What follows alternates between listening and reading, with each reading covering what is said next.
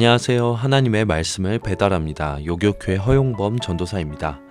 오늘 성경 읽기 본문은 창세기 34장에서 36장까지의 말씀인데요.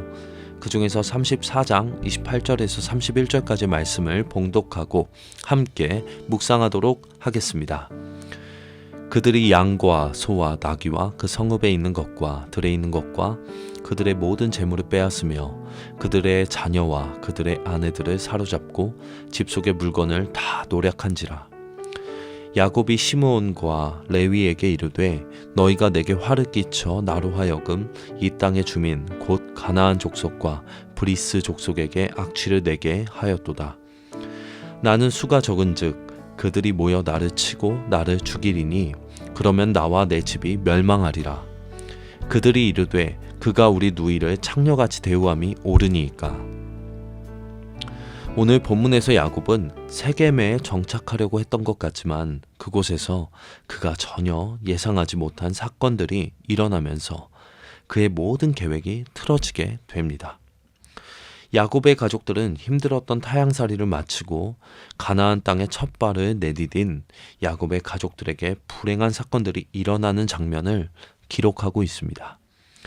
야곱과 레아와의 사이에서 얻은 외동딸이 디나였는데 그녀는 그 땅의 딸들을 호기심에 보러 나갔다가 히위족의 추장이었던 하몰의 아들 세겜으로부터 성폭행을 당하는 정말 불행한 사건을 겪게 됩니다.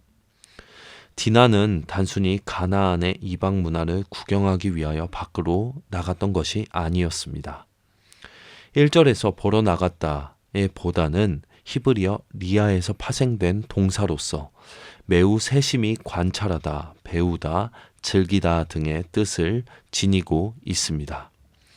즉, 디나는 이방의 가나안 여인들에 대해 깊은 관심을 가지고 그들과 교제를 나누며 그 땅 풍속을 배우고 즐기려는 의도를 가지고 밖으로 나갔던 것이었습니다.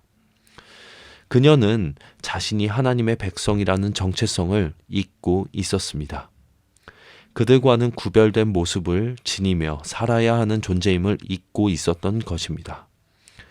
디나가 하나님의 백성이라는 정체성을 자각하고 마음을 지켰다면 이런 비극은 일어나지 않았을 것입니다. 인간의 욕망은 종종 우리의 정체성을 잊게 만듭니다. 오늘도 말씀으로 나의 정체성을 다시 세우시는 요셉 청년부들이 되시길 간절히 바랍니다.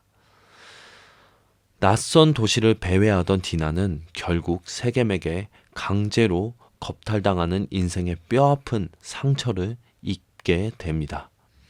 만일 디나가 질서를 온전히 따랐다면, 마음대로 행동하지 않았다면, 자신의 가족들에게 마음을 털어놨을 수 있었다면 이런 일들은 일어나지 않았을 것입니다.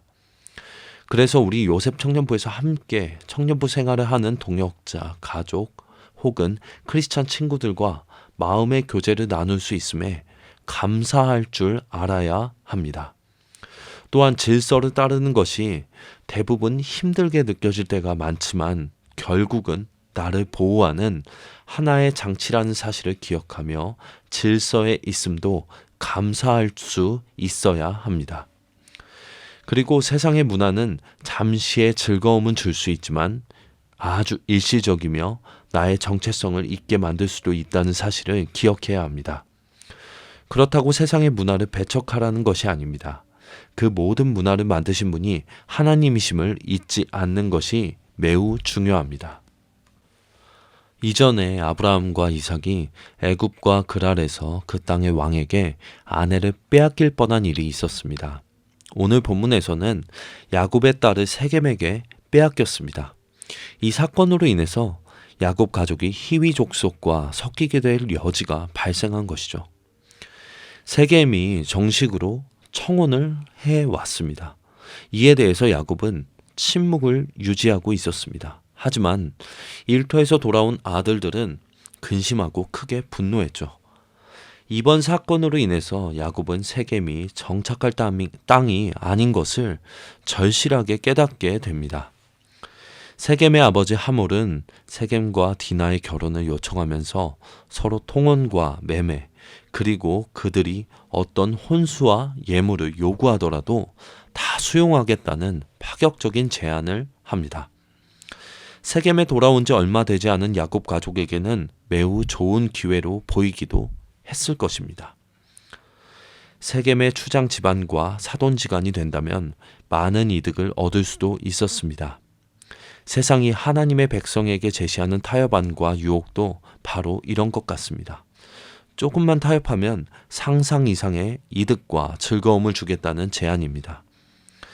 하나님의 백성은 이런 제안을 단호히 물리칠 수 있어야 합니다.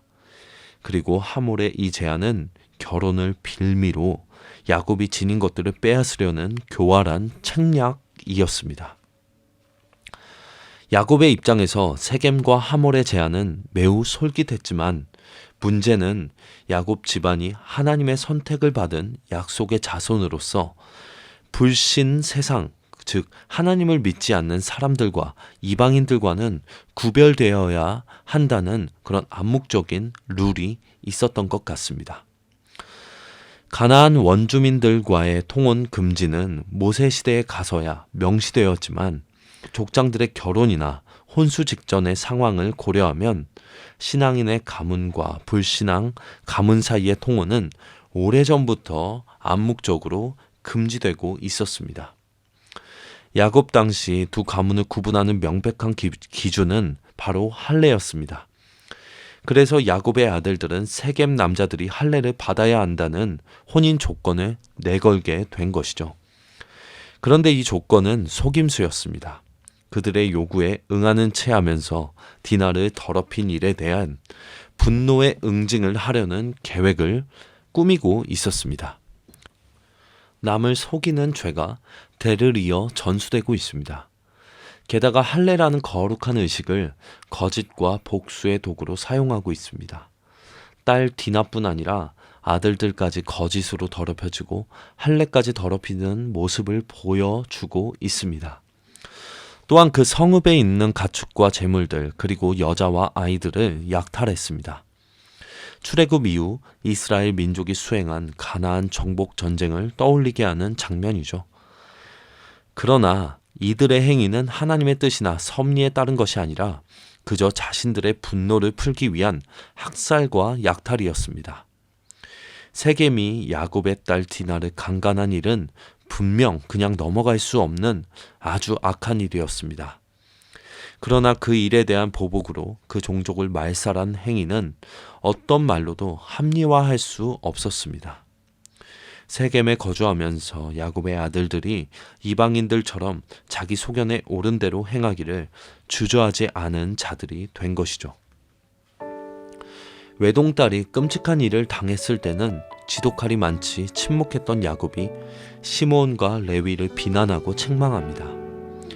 하지만 세겜을 약탈한 다른 아들들에게는 아무 말도 하고 있지 않으면서 시므온과 레위를 책망하는 이유도 학살로 말미암아 파생될 위협과 손해 때문이었던 것입니다.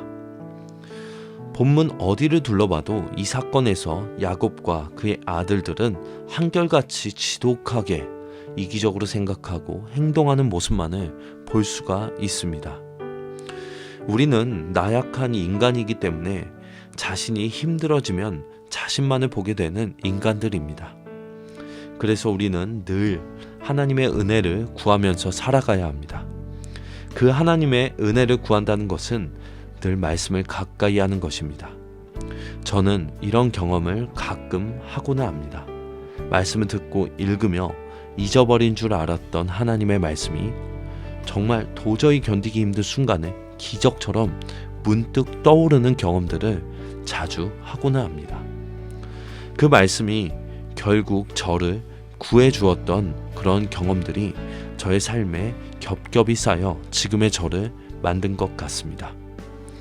오늘 본문과 현재 우리의 삶도 비슷합니다. 서로 속고 속이는 세상을 우리는 살아가고 있습니다. 이 세상 속에서 하나님의 백성임을 잊지 않고 하나님의 은혜를 오늘 하루도 누리시는 요셉 청년분들이 되시길 간절히 바랍니다. 적용하겠습니다. 야곱의 딸과 아들들처럼 나의 생각에 갇혀 하나님의 말씀을 잊고 잊지는 않은지 나를 위하여 동역자를 위하여 기도하며 하루를 시작해 봅시다.